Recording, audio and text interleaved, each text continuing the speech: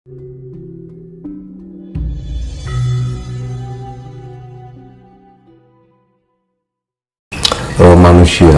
dilahirkan dan diciptakan oleh Tuhan itu kan sudah ada kodratnya masing-masing. Jadi rezeki, jodoh, pagi itu kan semuanya kan ada di tangan Tuhan, rahasia Tuhan. Untuk apa manusia menciptakan Tuhan? Tuhan menciptakan manusia dan hidup di dunia. Terus tujuan hidup sendiri itu untuk apa dan apa arti dari hidup itu sendiri, Mas? Monggo. Nah, gitu. Ya, pertama saya ucapkan terima kasih. Selamat pagi, Rahayu, Om Swastiastu. Untuk pertanyaan masalah ini babakan urip ya gitu. Oh, gimana? Ya, kenapa ya? Sebenarnya hidup kita sendiri bukan tanya akeh. Sebenarnya hidup kita tuh sendiri, cuman temannya banyak, ya kan? Misalkan ini, kita hidup satu rumah, ya kan? Punya nasib berbeda-beda, ya. Apa enak wong, ayo untuk rezeki bareng-bareng kan gak mungkin. Enak wong jenenge wong mati kencang gak rono, teman. Iya, pastikan sendiri-sendiri, ya kan? Menungso wina mangudi berbawa sesok ono ing ngastane Gusti, ya kan? Jadi kita juga diberikan hak untuk berusaha. Dan untuk siapa ya? Untuk diri kita sendiri. Jangan dalam arti berserah berpasrah itu dalam arti kita tidak melakukan apa-apa. Kita juga melakukan apa-apa dalam arti apapun yang akan terjadi kita serahkan pada Sang Maha Pencipta, ya kan? Bahwa tujuannya apa hidup ini sebenarnya? Itu pengabdian. Pengabdian kepada siapa? Ya, pada Sang Maha Pencipta. Kan gitu tujuan yang sebenarnya secara hakiki loh, ya kan? Kalau masalah sebenarnya masalah kehidupan itu kan apa ya namanya, dibilang sampingan atau apa ya, jadi patut urip untuk bertahan hidup sebenarnya. Kayak kita makan, ya kan, bekerja itu hanya untuk sambenane urip, jadi sampingan dari kehidupan ini biar kita bisa bertahan hidup, kan ngono. Tapi yang terjadi antara murka, hasrat dan keinginan nafsu dunia merajalela. Sekarang yang menjadi faktor utama kehancuran dunia apa? Karsa, kan? Seharusnya karsa itu digunakan untuk mencukupi kehidupan kita, biar kita tidak kelaparan, butuh makan, karena kita punya raga, ya kan? Kalau di kehidupan, makanya raga itu sifatnya tidak abadi. Sifatnya yang materi itu kan tidak abadi. Kalau yang non materi sifatnya abadi. Yang non materi nggak usah makan aja nggak lapar, ya kan? Kita butuh energi karena terbentuk dari 4 unsur alam. Jadi ya makanya namanya nasib, jodoh, ya kita berusaha. Dalam arti berserah itu entah apapun yang terjadi, apapun yang keterima, banyak ataupun sedikit, ya kita terima. Karena apa? Yang namanya kehidupan itu menghindari sifat sambat, nelongso, ngeresulo. Nah itu loh, ya. Akhirnya apa? Rasa bersyukur kita nggak ada. Yaitu seperti yang saya bilang itu, ujian hidup itu ada 2, cobaan dan godaan, ya kan? Betul. Kalau dikai cobaan, Rasulullah sambat, akhirnya ujung-ujungnya nggak bersyukur, kan? Dan kalau diberikan godaan, dikai rezeki 50.000, kurang, kayak 1.000 dikei turah 1.000 kurang meneh, dikei turah 200.000 kurang meneh. Ya begitulah manusia. Akhirnya apa? Lari dari hakikat pengabdian kita. Kenapa kita dihidupkan di bumi ini, kan gitu loh. Terus di keimangan kurang. Kalau kita bisa menyadari ketika kita minum air nih, wah rasanya air itu enak sekali, ini dari mana? Dari alam, ya kan? Kita menghirup udara itu dari alam, ya kan? Kita mandi, kalau mandi itu kita juga harus merasakan airnya ketika berguyur, itu mengandung energi. Kalau kita menyadari loh, itu pengaruh. Jangan asal mandi biur gitu. Ketika kita mandi, kita rasakan air itu telah mengucuri tubuh kita. Itu akan menambahkan energi. Jadi pikiran kita yang terkonek dengan energi air ini yang mengguyuri tubuh kita, akhirnya bangkitnya energi. Itu bagian dari spirit. Pilih ya, tekoro mandi ya, ngombe iki dirasake, aku ki ngombe banyu. Nah itu, nah wong Jawa ki ngono kuwi, iki patuto sing diuntal apa ki wis digagas kan ngono lho, iya kan.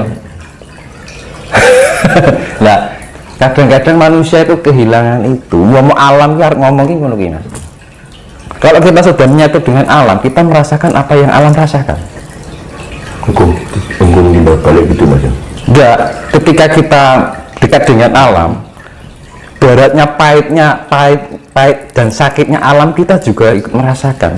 Alam ingin berbicara apa, kita juga ingin berbicara seperti apa yang harusnya alam bicarakan. Cuman kan alam berbicaranya dengan bahasa kejadian dan kisah kan. Nah cuman kadang-kadang itu ya kok dikei banyu kelingan, dikasih ujian bencana we orang nggak inget kok gitu loh, kan sepele ya kan. Kita minum dengan air, mandi dengan air aja nggak kita sadari, apalagi bencana gitu kan. Mas, kita kembali ke tema awal tentang kehidupan. Kadang banyak kita jumpai dalam kehidupan sehari-hari, banyak orang yang berstatement bahwa terus pasrah wae karo sing kuwasa. Lah bagaimana Mas terus menyikapi dengan statement tersebut? Hidup ini berproses, ya kan. Ibaratnya gini,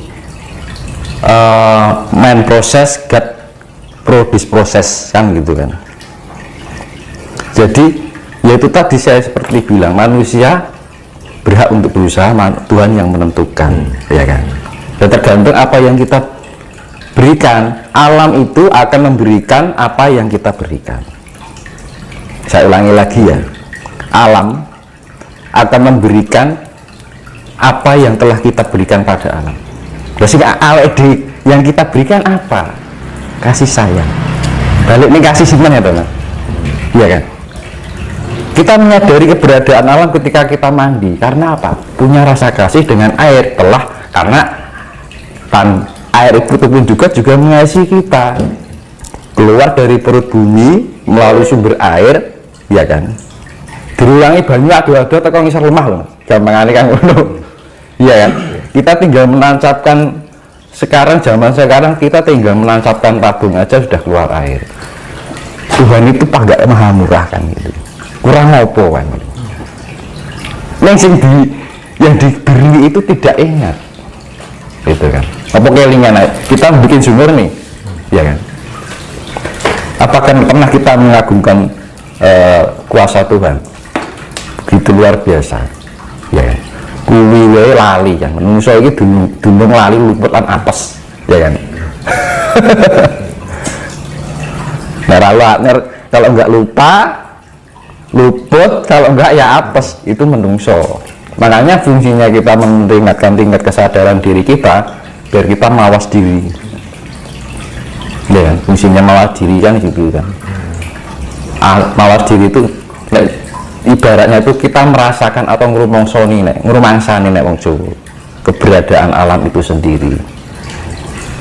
Jadi kan manusia sekarang itu inginnya instan, nggak mau berproses kan? Karena apa? Berprosesnya hanya dilarikan atau diarahkan pada hal yang sifatnya keduniawian ya. Tapi untuk hal yang sifatnya pada ketuhanan kayaknya itu sesuatu hal yang aneh buat orang sekarang itu untuk mengenal Tuhan. Kan lucu kan ya?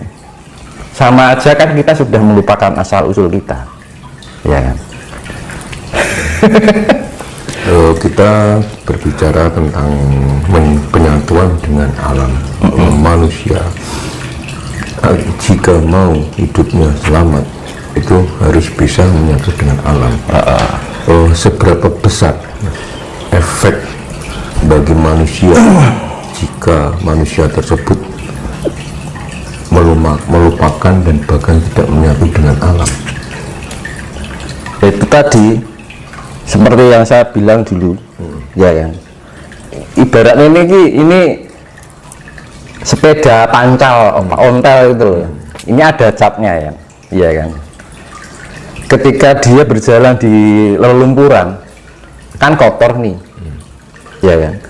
Lah cat ini kan juga termasuk bagian dari luar dari rangka sepeda ya kan, tapi kan sudah melekat ya kan. Iya. Dan yang kotoran yang sisa-sisa lelumpuran ini kalau kena air pasti hilang lah. Tapi catnya kan enggak. Betul. Karena apa? Catnya sudah melekat pada rangka sepeda itu tadi. Dan secara analoginya seperti itu ya. Nah pada istilahnya gini mendekati yang akan terjadi nanti. Jadi ibarat itu bumi itu dimandiin ya gitu. Yang mandiin apa? Ya air samudra. Air samudra kan sifatnya penetralisir, neutron kandungannya ya. Makanya setiap kejadian di akhir zaman selalu diakhiri dengan bencana yang sifatnya air samudra yang mengguyuri permukaan bumi itu selalu. Dan mana orang yang bisa mendekatkan diri dengan alam ya nggak, istilahnya nggak kena. Ibaratnya cokro panggilingan. Cokro itu adalah roda yang selalu berputar dan berulang-ulang, roda waktu. Panggilingan ya kita yang namanya penggilingan ya kita akan tertindas nantinya. Ibaratnya paridayai gabat diteri ya kan, mencari bibit yang sepantasnya untuk dilanjutkan pada kehidupan selanjutnya.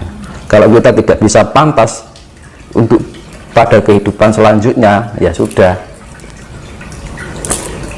ibaratnya akhir kuburan kalau lemah itu. Nah sebelum hal itu terjadi, kenapa dengan adanya bencana ini bencana itu berkali-kali bertubi-tubi nggak berhenti-henti? Sebenarnya itu secara nggak langsung alam itu mengingatkan tentang ilmu. Wae cik podo abot mikir kadunyan wedine ora iso urip kan gitu. Belum nanti sesuatu keinginan yang selalu membelenggu keinginan kita, ingin di rumah, pengen di mobil, pengen itu, seakan-akan itu hidup itu akan baik-baik aja dengan kehidupan dunianya, tapi alam berkehendak lain ya kan. Makanya hakikat untuk mencintai alam atau bisa menyatukan dengan alam itu, alam akan memberikan apa yang sudah kita berikan. Begitu juga sebaliknya, alam pasti memberi pada kita, tapi kita belum tentu memberi pada alam. Bisa alam nggak pernah, ibaratnya ini bumi mau diinjak-injak ya kan, mau dihina, mau diludahi, masih tetap memberikan yang terbaik buat segala makhluk yang ada di permukaan bumi. Kadang-kadang zaman saiki ya emang kehidupan dunia itu sangat menggiurkan ya, karena serba dienakkan itu tadi, terus lali zaman namanya orang kalau sudah dienakkan kan lupa ya, biasanya kan seperti itu. Orang kalau sudah enak kan lupa. Tuh. Iya. Loh, kita itu kurang dienakkan apa di bumi ini? Nah dipikir iso nyandang, iso duwe omah, iso tuku iso turun ning kasur. Bayangkan lulur kita dulu, apa nek kasur turun ning galer. Ya kan? Ibaratnya lulur kita itu memperjuangkan biar anak cucu kita itu nanti kelak hidup mendapatkan hidup yang layak. Tapi sekarang setelah cucu-cucunya mendapatkan kelayakannya, apa yaudah kelingan karo leluhur? Kan enggak kan? Iya toh.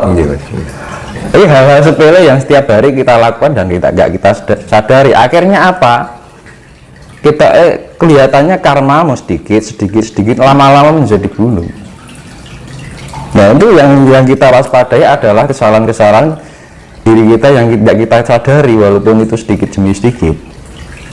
Akhirnya apa? Ya wes akan kembali itu akan kesulitan. Padahal ya itu makanya zaman dulu diberikan ajaran Sastro Sindro Hayunira Pangruaping Diyu. Biar apa manusia biar selalu ingat pada alamnya, biar selalu ingat pada Tuhannya untuk kembali pada Tuhannya, biar mengenal asal usulnya, ya gitu kan. Dianalogikan gampangannya, kita berangkat hidup itu seperti kita pergi ke pasar, ya kan. Kita berangkat dari rumah, ya kan, kita ke pasar yang di tempat. Kenapa saya analogikan pasar? Karena pasar itu beraneka ragam. Ada yang baik, ada yang jahat, ada yang merah, ada yang hijau, ada yang macam-macam, ya kan? Di dalam kehidupan pasar itu kita bertransaksi dalam kehidupan yang sifatnya tukar menukar, jual.